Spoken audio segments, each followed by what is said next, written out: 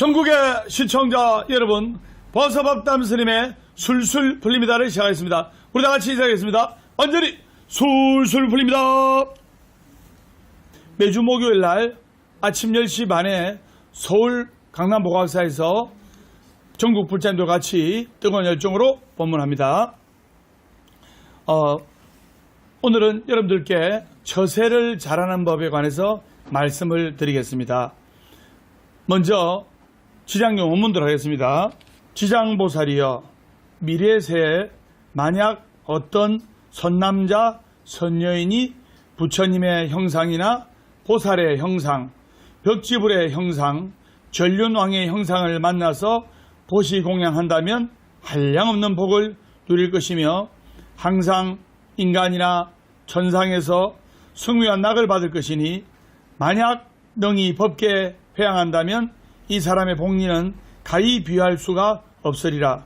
또 지장보살이여, 미래세에 만약 어떤 선남자 선여인이 대승경전을 만나 혹 한개송 한구절을 듣고 소중한 마음을 내어 찬탄 공경하고 보시공양한다면 이 사람은 한량없고 가없는 큰 과보를 얻을 것이요, 능히 법계에 회양한다면 그 복은 가히 비유할 수가 없으리라.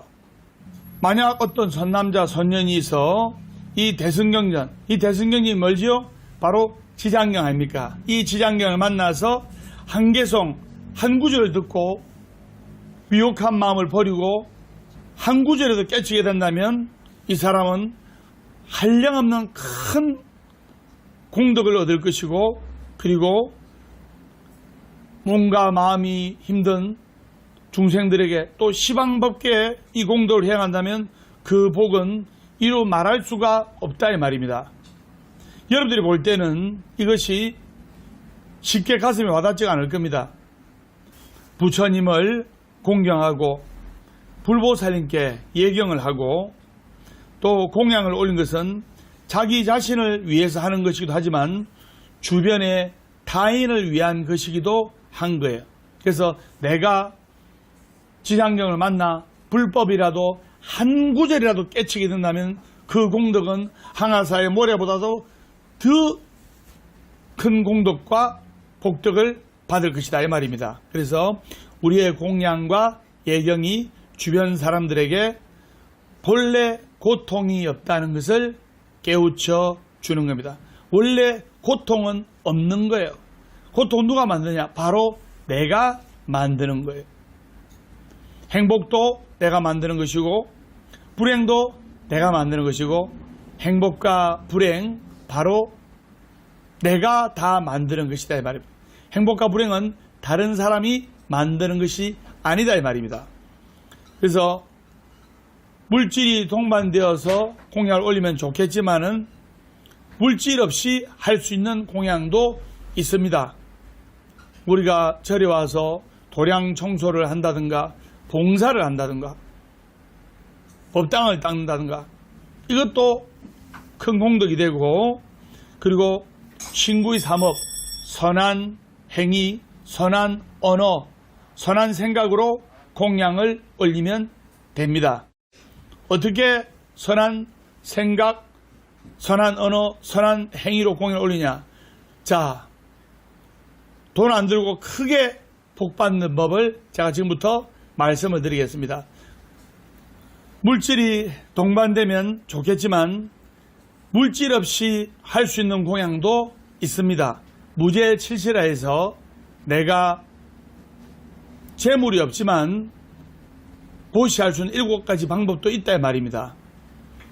그 중에 또 화안시가 있는데 환하게 웃으면서 미소를 베푸는 것, 이 자체가 꼭 공양이에요. 그래서 돈 안 들고 크게 복받는 법 제가 말씀드리겠습니다. 월요일은 원래 없고, 화요일은 화가 나도 없고, 수요일은 수시로 없고, 목요일은 목이 터져라 없고, 금요일은 금방 웃고 또 웃고, 토요일은 토실토실하게 웃고, 일요일은 일 없어서 웃는다.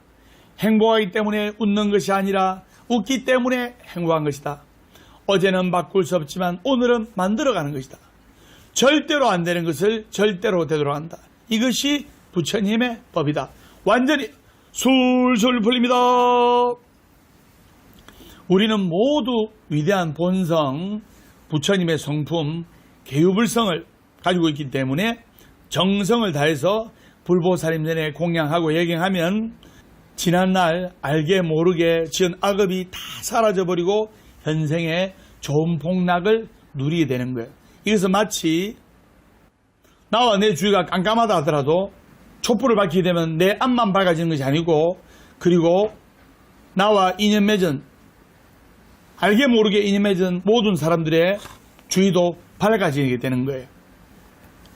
그래서 우리는 대원본조 지장보살, 지옥이 빌 때까지 결코 성불하지 않겠다는 대원본조 지장보살의 뜻을 따라서 열심히 수행하고 기도하고 봉사해야 되겠습니다. 인간사 세옹지마라는 말이 있습니다. 그래서 우리가 살아가면서 고통과 역경을 위기와 기회로 바꿀 줄 아는 그런 지혜가 필요한 시대라고 생각됩니다. 지금 코로나 팬데믹 시대지만은 이 위기를 잘 뛰어넘으면 오히려 기회와 큰 복덕이 찬스가 될 수 있다는 것을 아셔야 됩니다. 재미난 이야기 한 가지 하겠습니다. 나이 많은 늙은 당나귀가 길을 가다가 앞도 잘 안 보이고 늙어놓으니까 사람으로 치면 이 늙은 당나귀가 사람의 나이처럼 한 90 정도 됐어요. 앞도 잘 안 보이고 물건도 실기도 힘들고 사람도 못 태우고 너무 나이가 많고 늙었다 보니까 가다가 앞도 잘 안 보이니까 비누물에 빠져버렸어요. 비누물에 빠졌으니까 살려달라고 사람이든 짐승이든 말 못하는 축생이든 살고 싶은 게 본능 아닙니까? 맞죠? 개똥밭에 구불러도 이승이 났다는 말 있잖아요. 비누물에서 당나귀 소리 나니까 우리가 그 근처에 당나귀 주인이 어디서 내 당나귀 울부짖는 소리 나지, 어디서 내 당나귀 울음소리 나지 하면서 보니까 우물가라. 늙은 당나귀가 저 깊고 깊은 비누물에 빠져가지고 막 살려달라고 울부짖는 거예요. 그러니까 이 당나귀 주인이 마침 당나귀도 늙었고 아무 쓸모가 없고 그리고 텅텅 빈 우물도 쓸모없지 않습니까? 쓸모없는 이 우물도 파묻으려고 했던 터라 이 당나귀 주인은 당나귀를 단념하고 동네 사람들이 이야기해가지고 도움을 청하기로 했어요. 그러니까 동네 사람들이 삽을 들고 또 땅 파는 꽃갱이 들고 와가지고 비누물을 메어보려고, 당나귀도 이제 아무 소리 없으니까 비누물가에 빠져있는 당나귀 쪽으로 향해서 비누물 쪽 향해서 흙을 삽으로 퍼붓는 거예요. 흙을 파가지고 우물을 메어간 거예요. 그러니까 당나귀가 안 그래도 무섭고 공포에 떨려가지고 울부짖는데 흙이 하늘에서 떨어지다시피 하니까 생매장 시키는 거 아닙니까? 완전히 이 당나귀가 울부짖고 난리가 난 거예요. 한 5분간은 울부짖고 당나귀가 살려달라는 쪽으로 난리가 났는데 5분 지나니까 잠잠한 거예요. 흙을 신나게 퍼던 농부하고 마을 사람들이 어찌된가 싶어가지고 우물 쪽을 딱 쳐다보니까 아니 이 당나귀가 지금 어찌하고 있냐면 흙을 뿌리면 머리하고 등 쪽에 많은 흙이 쌓이지 않습니까? 흙이 쌓이면 이 당나귀가 털어버리고 또 동네 사람들하고 마을 주민이 흙을 삽으로 부으면 흙이 쌓이면 털어버리고, 그러니까 등에 떨어져 있던 흙이 땅바닥으로 떨어지는 거예요. 그래서 당나귀가 발로 다지면서 흙이 점점 올라오면서 당나귀도 점점 올라오겠죠. 정말 신기하고 놀라운 광경이 지금 벌어지고 있는 거예요. 그냥 자포자기하고 죽을 줄 알았던 당나귀가 그 흙이 머리로 등으로 떨어지니까 그거를 살라고 일하니까 그 흙더미가 바닥에 떨어져 가지고 발밑에 흙이 쌓이게 되고 그 흙더미를 타고 점점 위로 올라오고 있었던 거예요. 그렇게 해서 당나귀는 자기를 파묻으려고 하는 그 흙을 이용해서 무사히 그 우물에서 빠져나올 수가 있었던 겁니다. 이 이야기는 시사하는 바가 너무나 큽니다.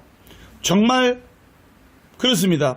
사람들이 자신을 비난하기 위해서 던진 비방과 모함과 굴욕과 시기질투의 흙이 오히려 이 당나귀처럼 자기 자신에게 전화위복이란 말 있죠. 자기 자신을 살릴 수가 있고 자기 자신을 더 잘되게 할 수가 있다 이 말입니다. 그것을 여러분들이 아셔야 됩니다. 하늘은 스스로 돕는 자를 돕는다고 했어요. 이 말은 명언 이상의 그 철학을 담고 있는 법입니다. 그래서 우리에게 비방, 모함, 굴욕, 시기, 질투, 증오 이런 나쁜 흙들이 오히려 전화위복으로서 내 자신을 기쁨과 사랑과 축복과 행복과 긍정으로 체인지업, 레벨업 바꿀 수가 있다는 것을 아셔야 됩니다. 완전히 술술 풀립니다.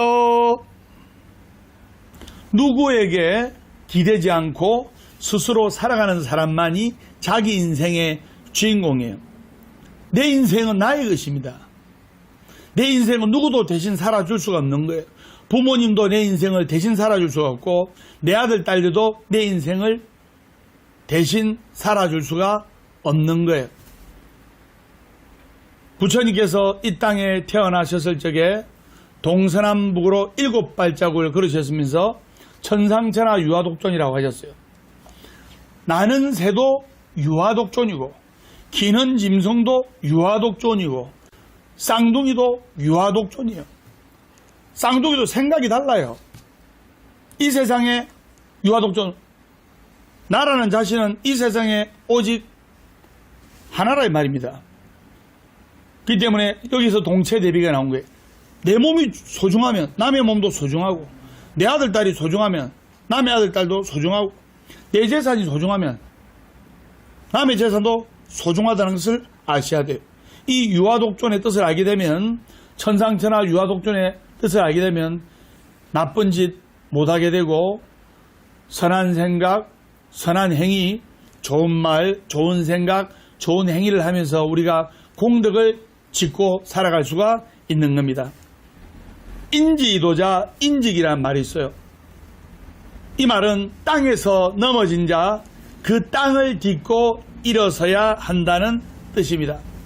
남이 시기, 질투, 모함, 정오, 굴욕의 흙을 나한테 던질 때 그것을 털어내 딛고 당나귀처럼 다져서 자신이 더 성장하고 높아질 수 있는 영혼의 발판으로 만드는 사람만이 성공하는 인생이다 이 말입니다. 20세기 문명을 주대한 발명왕 에디슨에게 제자인 조수가 맨날 에디슨님은 발명 실패하면서 1000번 넘게 실패해가지고 한데 그냥 포기하시죠 하면서 옆에서 짜증내고 투덜투덜 하니까 그 발명왕 에디슨은 내가 실패한 것이 아니고 안 되는 방법 1000가지를 찾아내서 배운 것이다. 반드시 좋은 결과가 있을 것이다 하면서 포기하지 않고 열심히 매진하고 발명에 노력한 결과 20세기의 문명의 혁신인 전구를 발명하게 된 거예요. 그 전구가 발명이 되어가지고 우리가 이렇게 21세기 편안하게 촛불에 의지하지 않고 밝은 조명 아래서 공부하고 일상생활을 영위해 나갈 수가 있는 거예요. 설명 무슨 말인지 아시겠죠? 완전히 술술 풀립니다. 자, 서두에 말씀드린 대로 처세를 잘하는 법. 어떻게 하면 우리가 처세를 잘하면서 인간관계를 성공할 수 있을지, 인간관계를 잘해서 술술 풀릴 수가 있을지 우리가 한번 짚어봐야 되겠습니다. 스님은 인연법, 연기법을 늘 이야기하는데요. 옷깃만 스쳐도 인연이란 말이 있고 부부가 되려면 300생의 인연을 쌓아야 된다는 말이 있습니다. 그래서 요즘 21세기 편으로 하면 관계의 원리인데요. 세상살이의 행복과 불행은 대부분 인간관계 때문에 벌어지는 일이 다반사입니다. 인간관계만 잘 돼도 그런대로 스트레스 받지 않고 잘 살아갈 수가 있어요. 내가 지금 괴롭고 근심 걱정하고 힘들고 한 이유가 90% 이상이 인간관계가 힘들어서 그런 거예요. 맞죠? 그래서 불교의 연기법의 가장 기본은 서로 의지하고 서로 관계한다는 상위 상간성입니다. 시청자 여러분 따라해 주시기 바랍니다. 상위 상간, 서로 의지하고 서로 관계한다. 지금 코로나 팬데믹 상태로 코로나 지금 대단하죠? 다 서로 관계가 되기 때문에 그런 겁니다. 그런데 이러한 연기법의 내면에서 숨쉬고 있는 중요한 것이 있습니다. 이게 뭐냐? 이런 관계성을 중시하는 진리의 내면에서 숨쉬고 있는 중요한 것이 있다 이 말입니다. 바로 각 존재의 고유한 가치예요. 이를 불교에서는 불성이라 하고 부처님 성품이라고 하는 겁니다. 그래서 연기법 안에서 다시 또 각 존재마다 고유한 가치가 있으니 이것을 우리는 부처님 성품이라고 이렇게 말한다고 하는 겁니다. 부처님 성품을 두 자로 줄이면 불성 아닙니까? 불성. 그래서 오늘은 인간관계 잘하는 법을 불교적 입장에서 제가 말씀을 드리겠습니다. 자, 인간관계 잘하는 법, 처세 잘하는 법. 첫째, 상대를 자기와 동일시 하지 말아야 합니다. 우리가 살면서 가장 가까이 있는 사람이 아들, 딸 때문에 데려왔잖아요. 그리고 배우자일 겁니다. 그런데 살다 보면 가까울수록 속 썩이고 자신을 힘들게 해요. 근데 이걸 엄밀히 따져보면 상대방이, 즉 배우자나 또는 아들, 딸이 잘못이 있는 경우가 있지만은 대부분이 이 갈등과 문제가 어디 생기냐면 상대방을 자기와 동일시하는 오류 때문이에요. 이게 바로 탐진치 삼독심, 그 중에 탐, 욕심에서 생긴 거예요. 왜냐? 내 아내, 내 남편 이다 보니까 내 거라는 생각이 들어요. 그러니까 내 뜻대로 따라줘야 되는데 내 남편이 내 뜻대로 됩니까? 내 아내가 내 뜻대로 됩니까? 내 거다 하는 생각에 나하고 안 맞으니까, 나하고 동일시 하려고 하는데 안 맞으니까 자꾸 마찰이 오고 불협화음이 생기는 거예요. 특히 자식은 더 그렇습니다. 10달 동안 배 아파서 낳아놓으니까 내 자식이다, 내 거다 하니까 내 거니까, 내 자식이니까, 부모님이 공무원 하니까 내 아들, 딸도 공무원 해야 되고, 아무리 아버지가, 엄마가 공무원 한다 하더라도 자식이 음악을 좋아하고 피아노를 좋아하고 기타를 좋아하면 못 말리는 거예요. 억지로 부모님의 원하는 방향에 끼워 넣으려고 하니까 그 아들, 딸이 부모님과 마찰이 생기고 어긋나는 거예요. 그래서 자기 것, 자기 소유물이라고 생각하면 안 된다 이 말입니다. 그러면 관계가 힘들어지는 거예요. 즉 상대의 독자성, 고유성, 아이덴티티를 인정하라 이 말입니다. 자, 둘째는 너무 이기적으로 살지 말라는 겁니다. 같은 회사, 같은 절, 같은 집에 있으면서도 전체에 룰이 있고 규약이 있고 규칙이 있고 질서가 있는 거예요. 그 전체 룰을 깨뜨리면서 자기 편한 것만, 자기에게 이득되는 것만 찾는 사람이 있어요. 공동체는 알아지 않고 자기밖에 모르는 인간관계는 바로 꽝인 거예요. 자기가 필요할 때는 굽신거리고 자기가 필요 없으면 자기한테 손톱만큼이라도 손에다 씹히면 눈에 쌍불을 켜고 분별심을 발동해가지고 이렇게 시기질투하는 그런 사람이 있습니다. 그러면 된다 1번, 안 된다 2번, 몇 번? 2번이죠. 그래서 자기만 손해본다는 피해의식을 다지면 절대 인간관계가 잘 될 수가 없는 거예요. 둘째, 처세를 잘하는 법, 인간관계를 잘하는 법, 너무 이기적으로 살지 마라. 거기에 관해서 이야기를 하겠습니다. 너무 계산적으로 살고 너무 욕심을 내고 살고 너무 이기적으로 살면 오히려 더 화가 따르는 법이에요. 거기에 관한 이야기를 하겠는데, 종달새하고 고양이 이야기인데, 종달새 한 마리가 숲길을 따라 종달새 한 마리가 날아가는데 숲길을 따라 움직이는 작은 물체를 발견했어요. 그래가 종달새가 싹 내려가 보니까 고양이가 수레를 싹 끌고 가는데 그 수레에 편말이 붙어 있었어요. 신선하고 맛있는 벌레 팝니다. 딱 붙어 있는 거예요. 새는 벌레를 너무 좋아하잖아요. 맞죠? 그래서 종달새가 입맛을 다시면서 벌레가 먹고 싶어서 고양이한테 물어봤어요. 고양이 아저씨, 벌레 한 마리 얼마예요? 하니까 고양이가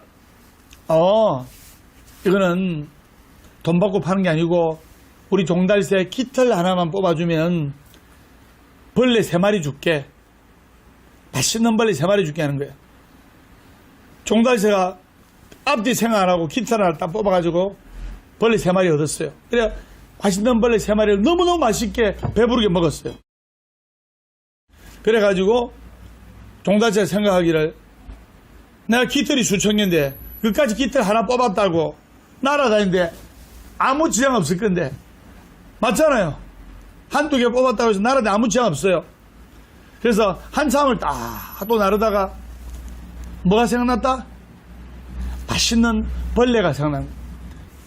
그러면서 생각하기를, 내가 힘들게 여기저기 날아다니면서 눈치 봐가면서 벌레를 잡아먹을 필요도 없고 그냥 고양이한테 깃털 한 개만 주면 벌레 3마리, 2개 주면 몇 마리? 6마리, 3개 주면 몇 마리? 9마리. 내 깃털 수천 개 중에 깃털 한두 개 준다고 해서 내가 살아가는데 지장이 있겠냐, 날아가는데 지장이 있겠냐 생각하면서 자기 깃털만 주면 벌레를 배부르게 먹을 수 있는 게 너무나 행복하고 좋았어요. 그래서 그 다음 날에는 깃털 2개를 주고 깃털 2개를 뽑아주고 벌레 6마리를 사 먹었어요. 이러기를 한 석 달이 됐어요.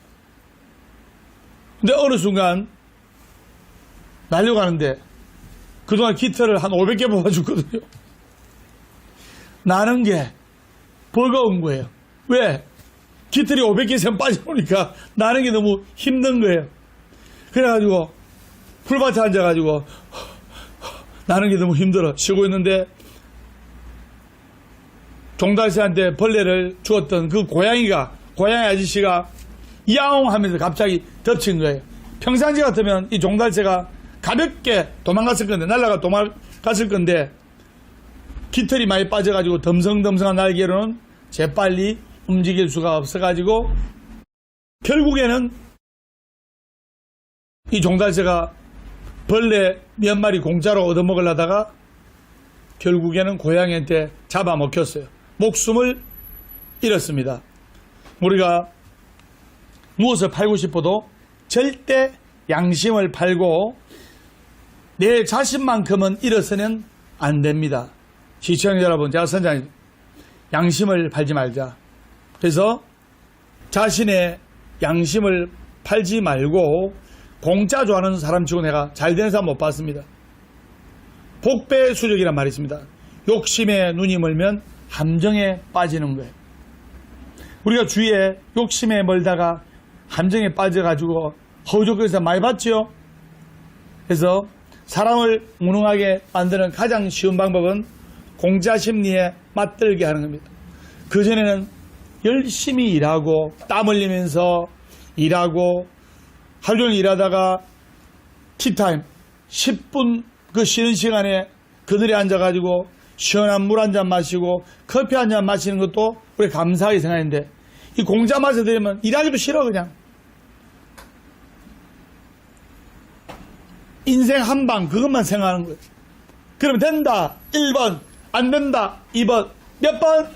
2번이죠. 그래서 굶은 상처를 낫게 하려면 내 살도 일부 토려내야 됩니다. 러시아 속담에도 공짜 치즈는 쥐덫에만 놓여있다라고 했어요. 그래서 스스로 땀을 흘려 얻은 대가만이 진정한 내 것이고 진정 소중한 내 것이라고 하겠습니다. 설명 무서운지 아시겠죠? 완전히 술술 풀립니다. 그래서 종달새처럼 너무 자기 자신만 생각하고 욕심 많이 내고 이기적으로 살면 안 된다 이 말입니다. 그래서 우리가 처세를 잘하고 이 관계에서 성공하려면 이기적으로 살지 말고 너무 욕심내지 마라 이 말입니다. 자, 세 번째, 좋은 일에 타인의 시선을 심하게 의식하지 마라 이 말입니다. 어떤 분이 내가 가진 것이 없는데 내가 남을 도와준다면 사람들이 니는 쥐뿔도 없으면서 남 도와주나 이렇게 험담하지 않을까 이런 생각을 하는 사람이 좀 있어요. 근데 그런 생각을 할 필요가 없다 이 말입니다. 내가 매일 절에 나가서 기도하고 그리고 유튜브 법담 스님을 해가지고 포교하고 몸과 마음이 힘든 사람 절에 데리고 오고 같이 기도하고 하는데 친구들이, 친척들이, 가족들이 나를 이상한 눈으로 쳐다보지 않을까? 이렇게 눈치 볼 필요가 전혀 없다 이 말입니다. 남에게 피해를 주는 일이 아니고 우리 전체와 내 인격 수양에 힘이 되고 도움이 된다면 그냥 남이 뭐라든 말든 내가 좋은 일 하는데 왜 남 눈치를 봐야 됩니까? 맞죠? 그래서 남 눈치 볼 것 없이 그냥 하면 됩니다. 몸과 마음이 힘든 분들 그냥 부처님 품으로 인도하면 되는 거예요. 그래서 남 눈치 보지 말고 떳떳하게 좋은 일 하면 되는 거예요. 넷째, 모든 사람에게 좋은 사람 될 생각을 하지 마라. 이게 무슨 말이냐? 내 주위에 인연 닿는 사람이 한 500명 있어. 그러면 그 500명이 다 나를 좋아하는 게 아닙니다. 맞죠? 나 또한 그 500명을 다 좋아하는 게 아니에요. 아무리 내가 잘해도 나를 싫어하는 사람도 있고 그 다음에 상대방이 아무리 나한테 잘해도 보기 싫은 사람이 있고 피하고 싶은 사람이 있는 거예요. 맞죠? 그래서 모든 사람에게 좋은 사람 될 생각을 말아야 이 말입니다. 주위에서 보면 못된 짓을 하는 사람이 있어요. 상도덕을 지키지 않고 돈의 혈안이 되어서 바로 이웃 사람들을 힘들게 하고 탐욕심이 가득 차서 배은망덕한 행동을 하는 사람이 있다 이 말입니다. 그런 사람이 있으면 따끔하게 야단치고 나무랄 수 있어야 됩니다. 내가 뭐라 하고 야단치고 하면 저 사람이 나를 나쁘게 생각하지 않을까 그런 생각을 할 필요가 없다 이 말입니다. 우리 부처님께서 8가지 팔정도 그 다음에 6가지 육바라밀 그래서 사성제 육바라밀 팔정도 12연기법을 부처님께 배우고 그리고 거룩하신 성철 큰스님처럼 산은 산이요 물은 물이요 그렇게 좋은 법을 설하셨듯이 우리 또한 바른 것은 바르다 틀린 것은 틀리다 이렇게 판단을 하고 정확히 짚고 넘어갈 줄 알아야 된단 말이에요. 술에 술 탄 듯 물에 물 탄 듯 이렇게 유유부단해서는 인간관계를 지혜스럽게 잘하는 것이 아니고 처세를 잘하는 것이 아니다 이 말입니다. 5째입니다. 남의 사적 영역에 너무 깊이 들어서지 마라. 모든 사람은 자기 생각 영역이 있고 또 자기 프라이버시가 있는 거예요. 근데 간혹 가다 보면 남이 하는 집안일에 감나라 콩나라, 내 남편도 아니고 내 마누라도 아니고 내 아들 딸도 아닌데 내 부모님도 아닌데 감나라 콩나라 너무 깊게 관여하면서 자기 주장을 강하게 주입하려는 사람이 있어요. 그런 사람하고 있으면 피곤하죠. 그래서 남이야 이것을 좋아하든 이것을 좋아하든, 남이야 싸이를 좋아하든 가수 B를 좋아하든, 어떤 가수를 좋아하든지 또 남이 어떤 정치인을 좋아하든지 간섭할 이유가 전혀 없는 거예요. 남의 제사에 밥 나와라, 떡 나와라, 사과 나와라 할 필요가 전혀 없는 거예요. 처음에는 친해가지고 그런가 보다 생각할지 모르겠지만 나중에는 그 관계가 10만 8천 리로 멀어지게 돼요. 나중에 원수 되는 거예요.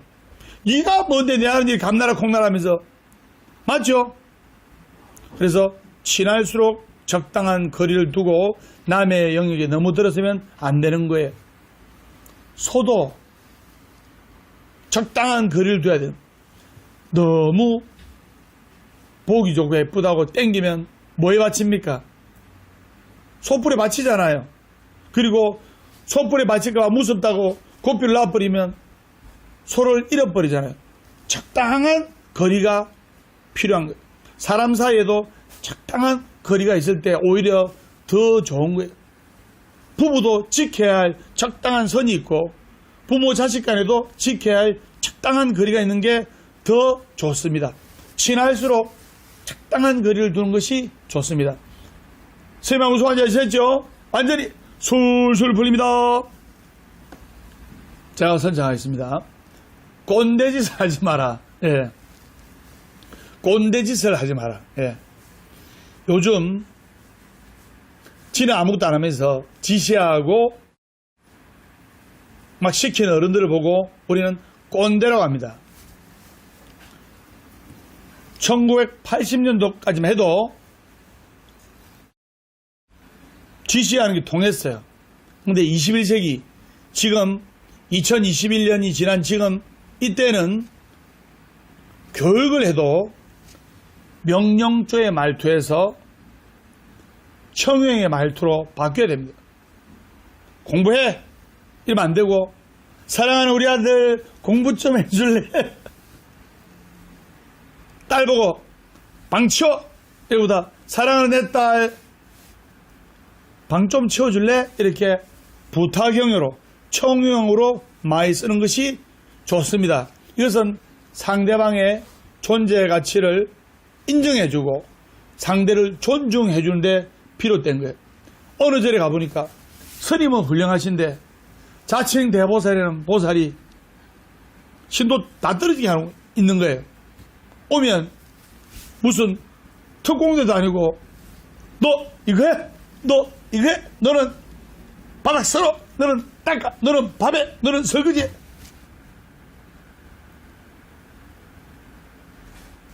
누가 붙어 있겠습니까? 그래서 다 도망가더라고요. 그래서 지시보다는 부탁조로 말해야 되는 겁니다. 지시보다는 부탁조로. 여보 밥 좀 해줄래? 얼마나 듣기 좋아요. 밥 차려놔? 하는 거다. 여보 밥 좀 해줄래? 선생님하고 무슨 한지 아시죠? 완전히 술술 풀립니다. 청유형으로 이야기를 할 때 상대방도 자존심을 상하지 않습니다. 그래서 영어의 please를 응용하는 것이 좋습니다. please, please 하면 90% 이상 미국 사람들은 다 들어줘요. 미국에는 이 막 구걸하고 하는 사람들이 별로 없어요. 근데 중국이나 이제 베트남, 캄보디아를 갔다 오면 이제 중국에 이제 관광 사찰, 관광단지 갔다 오면 어떻게 하냐면 한 10살이나 12살짜리 아이들이 걸어가고 있는데 그냥 지나가면 사진을 딱 찍는 거예요. 사진을 딱 찍고 나오고 나서 이제 그 매표소 입고 나가려니까 사진 찍은 걸 주더라고요. 사진 찍을 주면서 그 중국 사람들은 자신있게 이야기하는 거예요. 1,000원! 사진을, 내 모습을 몰래 찍어가지고 이제 1,000원에 사라는 거 아닙니까? 1,000원! 내가 1,000원을 주고 힘들게 찍었으니까 1,000원 주고 샀죠. 그러니까 사진을 딱 보여주고 1,000원 하길래 1,000원 줬어요. 아니 1,000원 2,000원. 그 다음에 캄보디아는 우리나라 1970년대 수준이에요. 거기는 아이들이 맨발로 다녀요. 거기는 관광 인프라도 별로 없고, 그러니까 아이들이 자신이 없어요. 중국 아이들 자신있게 사진 찍어 줄 거 주고 받을 거 받는다. 1,000원 하지만 캄보디아 애들은 그런 기술도 없고 그런 도구도 없으니까 그냥 1,000원. 그래서 영어의 please를 응용하는 것이 좋습니다. please 하고 시작하면 웬만한 것은 다 받아들입니다. 너무 상하관계가 되고 위계 질서 속에서 되면 위계 질서는 생길지 몰라도 인간관계가 허심탄회히 될 수가 없는 거예요. 맞죠? 그걸 여러분들이 아셔야 됩니다. 7번째, 제가 선장했습니다. 안 좋은 것은 잃어버리고 매번 새로 출발해라. 안 좋은 것은 잊어버려야 돼요. 그런데 살다 보면 사람이 관계가 부모 형제지간이라도 항상 24시간 365일간 좋을 수는 없는 거예요. 부모님하고 딸하고 엄마하고 딸하고 아빠하고 아들하고 말다툼할 때도 있고, 근데 남편이 신혼 초에 뭐라 했던 말을 30년간 가슴에 담아두는 아내도 있어요. 그러면 그 집안이 발전이 늦어요. 부부싸움을 한다든가 부모 자식 간에 또는 말다툼을 하든 어떤 갈등이 있다 하더라도 24시간을 넘기면 안 됩니다. 남편이든 아내든 아들이든 딸이든 아버지든 어머니든 먼저 손을 내밀어서 화합이 돼야 돼요. 가족 간에 무슨 자존심이 필요합니까? 맞죠? 서로 꽁 해가지고 두고 보자 하면서 이런 집안은 발전이 잘 안 된다는 말입니다. 그래서 좋은 것은 우리가 항상 감사하게 생각하고 나쁜 것은 잊어버리려고 노력을 해야 되는 거예요. 항상 마음속에 감사하는 마음을 가지면 감사하는 상이 발생하고, 감사하는 마음을 가지면 감사하는 인생의 주인공이 되는 거예요.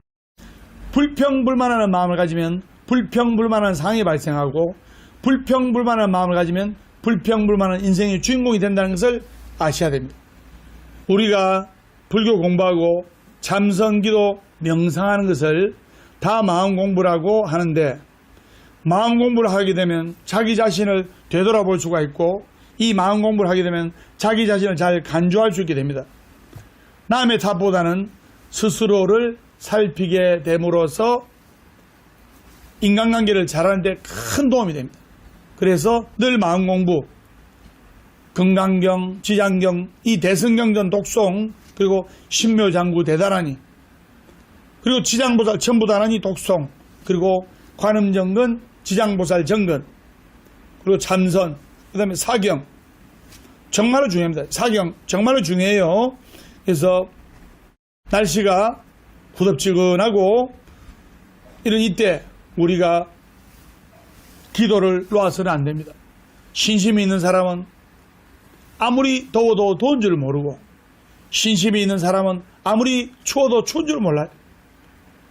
신심이 없는 사람은 더우면 덥다고 기도를 안 하고, 신심이 없는 사람은 추우면 춥다고 기도를 안 하고, 또 코로나 왔다고 또 기도 안 하고, 장사 안 된다고 기도 안 하고, 오늘 열받은 일이 있다고 해서 기도 안 하고, 그래 뭐 안 풀리면 절 탓하고 스님 탓하고. 맞죠? 그래서 잘 돼도 내 탓, 못 돼도 내 탓이에요. 서두에 이야기했던 것처럼 행복도 내가 만드는 것이고 불행도 내가 만드는 것이고, 행복과 불행은 다른 사람이 만드는 것이 아니고 바로 그 행복과 불행은 내가 만든다는 것을 깨치게 해주는 것이 불교의 인연법과 연기법이라는 것을 여러분들이 아셔야 돼요.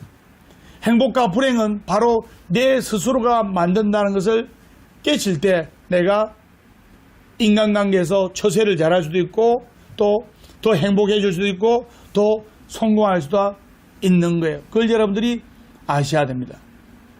그래서 오늘 보서법담 스님의 술술 풀립니다.